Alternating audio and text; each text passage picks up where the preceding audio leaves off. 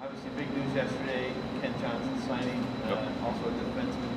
For you as a coach, what kind of challenges does that present? I mean, he is obviously coming from a college program, different system, different coaching.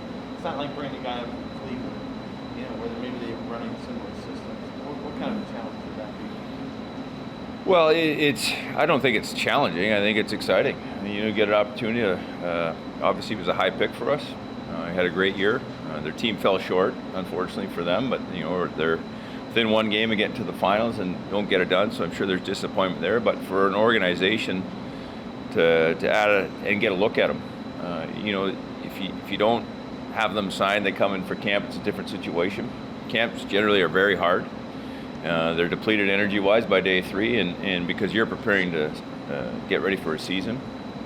So this is a unique opportunity, and I think it's a very positive opportunity.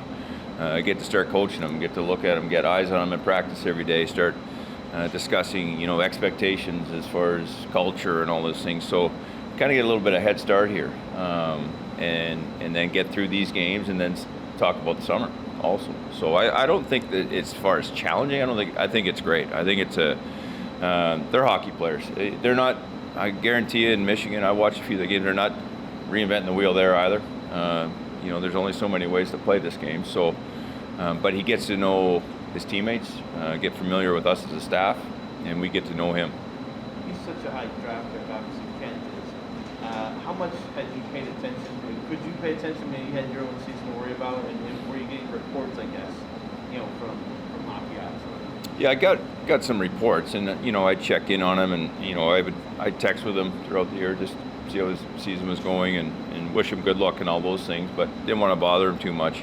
I watched some of the games at the end here, especially these the other night and the game before that, because those are the important games, right? It's playoffs and for them, and the magnitude gets higher. You want to see how they're going to react, and even I want to say it right. Is Blankenberg? How do you say this? Blankenberg. That's it. Watching him.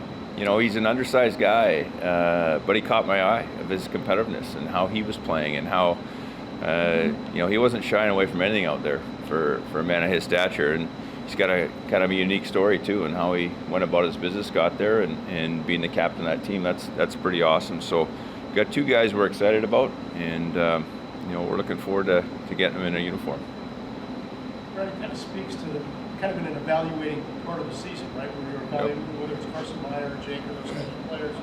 How much does that impact you now in these final 10 or 11 games in terms of the way you build your lineup and who you want to look at, who you want to naturally move, and that type of thing? Well, it's we've talked about opportunity all year. I think we have injuries, so it's not like I have too many forwards or too many. I got a few extra D, but when it comes on the forward side, Sean Corrali's going to be out tonight. He's got COVID, so he's going to be out for whatever stretch that is. Opens up another door.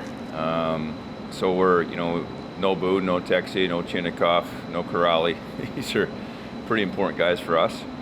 Somebody has to take those minutes. And so we're just going to, they have to earn their ice time too. It's not just kids come in, they get to play every situation. I want them to be competitive. I want them to play hard minutes. And you watched our last game against Philly at home. That was nowhere near good enough as far as how we need to play, how we need to be engaged in the game. So, we're losing key guys, but there's still opportunity for guys to show and prove themselves, and I'm going to be watching that. I know the bottom 6 has really performed well for you, but you got to, I'm sure, going to get your big guys going here before the end of the year, right? Absolutely. That's where you need some production.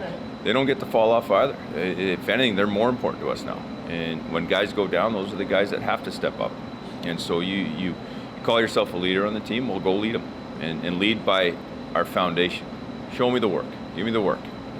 If we don't score and we don't run up the goals, and that's fine. But you want to see effort every night. I think that's the most important thing for our group, is that can't fall off, no matter how banged up we are, no matter who we're playing, what night that is. That's got to be imperative for our group. Are there any other players that are affected at this point by the COVID? Not that I know of right now. Okay. That could change. Yep. Does that mean, I guess, Danforth goes back to the middle? I'll probably have to use him at middle. Yeah, we're most likely going to go 7D tonight, and one less forward, so it's going to be a blender a little bit up front. Yep. Yeah, are you still putting together a lineup, or do you have something you know what you're gonna try and be an out now? I think I know, but I'm not 100% sure, so I won't let you know yet. But like I said, I think it'll be 11-7 though for sure. Elvis back in that again? Yes.